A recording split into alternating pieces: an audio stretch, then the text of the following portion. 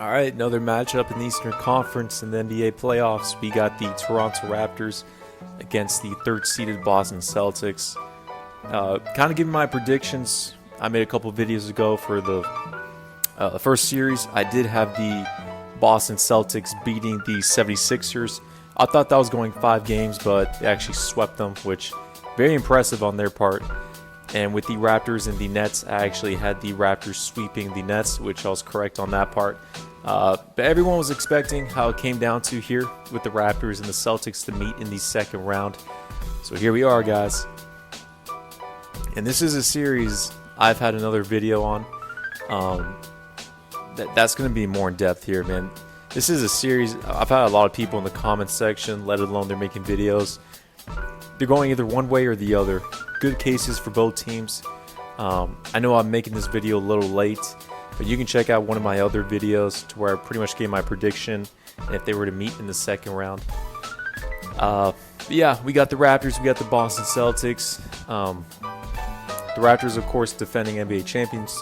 They don't have Danny Green or Kawhi Leonard back on their team, but they still do have the same championship foundation and head coach with Nick Nurse.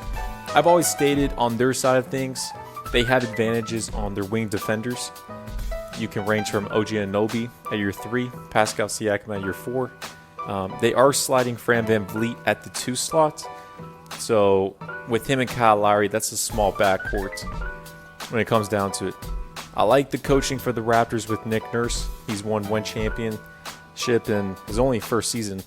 And if you're looking on the Boston Celtics side of things, they play fairly similar to the Raptors, but they have a lot of playmakers who can pretty much give you 20 a game. Gordon Hayward is not going to be part of the series due to him leaving the bubble. But when it comes down to it, you have Kemba Walker, who's newly added on the team. You have Jaylen Brown, Jason Tatum. They can give you 20 easily any game. And you can even throw on Marcus Smart to give you 1 or 2 pretty good games. That can be kind of sporadic up in there when it comes down to it. But what we're really looking on for this series is an X factor for the Celtics. And the X factor for them is Jason Tatum. With Jason Tatum, he is a player that can be... He's been more consistent at the end of this regular season. But with his type of playing style, I've seen times where he'll give you 25 points a game, 30, 35. And then one game he'll only give you like 12 points with 4 of like 18 shooting. Something crazy like that. And with Jason Tatum, I know he's made the conference finals in the past. I know he's pretty much had his all-star selection this year. I don't know if I can trust him to win the series for the Boston Celtics against the Raptors. Now, I am making this video a little late, but I'm still going to keep my same prediction. The Raptors are trailing the series 0-2. The Celtics are up 2-0. And the Celtics, very similar to the Miami Heat, they're both undefeated in the bubble. Kind of looking away those first 2 games, Jason Tatum was in his bag. Marcus Smart has stepped up definitely in this series, both on the defensive presence and making 3-pointer shots. Same thing with Kemba Walker in the clutch.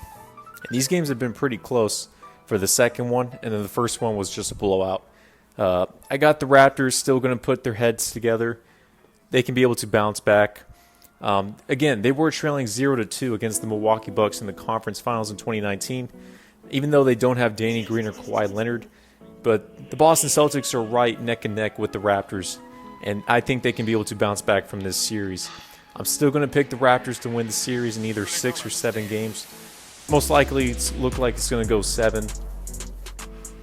But within the series, it's just a team that I trust more. I think you got to give Jason Tatum another year, maybe even 2 when it comes down to it. But the defensive presence of the Raptors...